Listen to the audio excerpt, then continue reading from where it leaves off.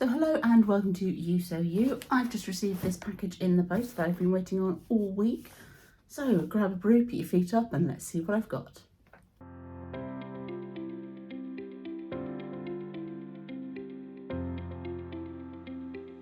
Okay, so this is a starter kit for a craft I've not tried before that I've been meaning to try for a little while. So I put an order in, been waiting for it, and let's open it up. It's not an expensive starter kit. I mean, it's less than £40, £35, £38, something like that. So yeah, not too expensive to get started. Yeah,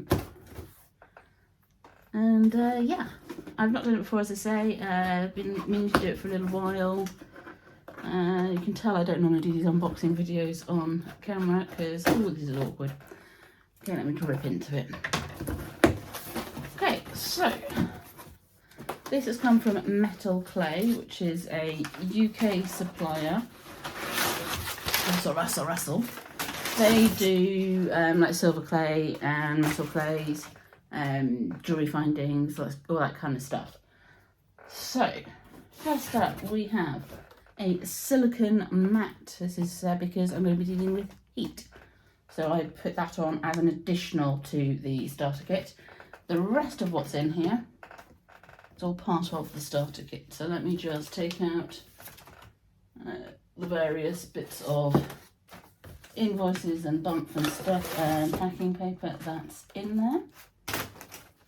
Okay, so first up we have the EF colour, however you want to say it, stove. So this is a stove that works with a tea light for enamelling. So this is low temperature enamel. Proper enamel, pure enamel, is melted glass. For that you need a kiln. Kilns cost hundreds, thousands of pounds. No, I don't have one of those. So this is a way of doing an enamel effect using the enamelling process, but at a much lower temperature. So you can buy the little stove like this. You can do it on your stovetop in the kitchen. You can do it in your oven. This enamel melts at 150 degrees as opposed to 1500. So instead of using glass in these little tubes is resin powder. So I'm going to have a little look at the instructions, put the fan on for a bit because it's quite warm today, and we'll have a go, see how we get on. Okay, so in with the enamel powders, they've put little shaker lids, but weirdly, they've not sent them in one piece.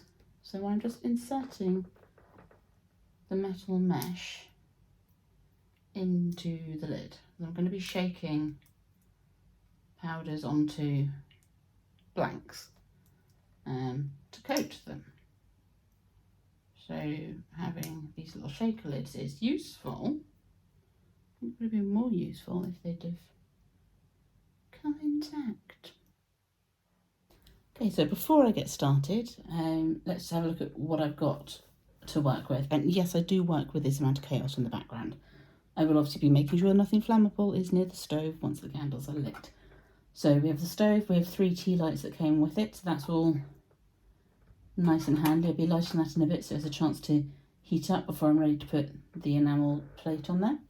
I have 5 colours of resin enamel with shaker lids and 5 blanks that all came in that poly bag. And then in with the stove I have a little spatula-y lifty thing, some tweezers, a plate to put it on the stove with, another plate with a trivet on it because you put enamel on both sides of your projects, and 2 little U-stands to put the blank on before you sprinkle it with the resin powder. I've added to that, obviously, the heatproof mats that I've got underneath the stove. I'm also using a glass chopping board here, which is obviously also heat proof. A lighter to light the candles with. This is one of these rechargeable little electric doodads. Some paper to put underneath things whilst I'm sprinkling so that I can preserve as much of the powder as possible. Some sandpaper, because you need to sand down the blanks to make sure that they've got a surface that the resin can adhere to. And because we're dealing with powders, I have a mask. You don't want to be breathing in resin powder, just like you wouldn't want to be breathing in any other dust. Dust is not good for your lungs.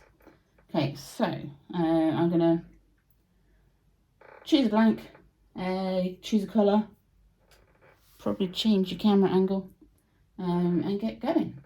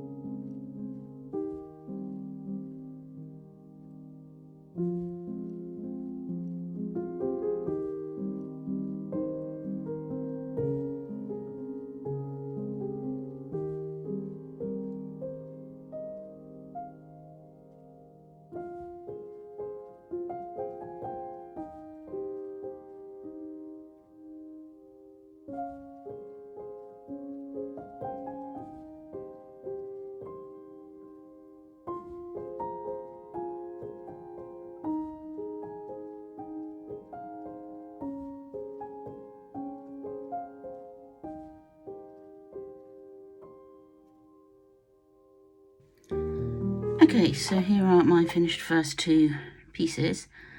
I tried playing around with colour, ended up with different textures on that one, which is a little bit not quite what I wanted. So yeah, I'm going to take a bit of practice with timings and how to layer colours and that sort of thing.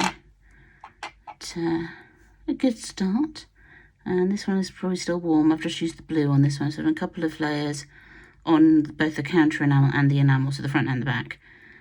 So it's giving a bit more of a smoother finish. And this side I think is quite sort of orange peely. See if I can get it on with the tweezers and have a look at the other side. The other side, however, that I did first, is nice and glossy. So I think with this kit you need to do the front first and then the counter enamel second, so that the side that's not so great is on the back. So that's a lesson learned. So yeah, so it's quite a relaxing process. It's quite quick. You're just doing 2 to 3 minutes at a time, sort of up to 5 minutes at a time on the stove. You do need to let things cool down between wise, so that does sort of extend it a bit. Obviously being metal and resin, it does get very hot. So it's not a craft for kids, it's certainly not unsupervised.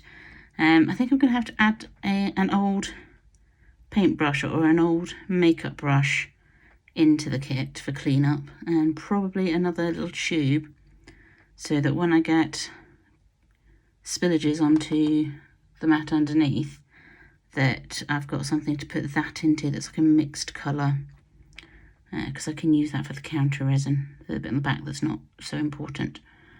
So yeah, so that is F colour low temperature enamelling, first attempt.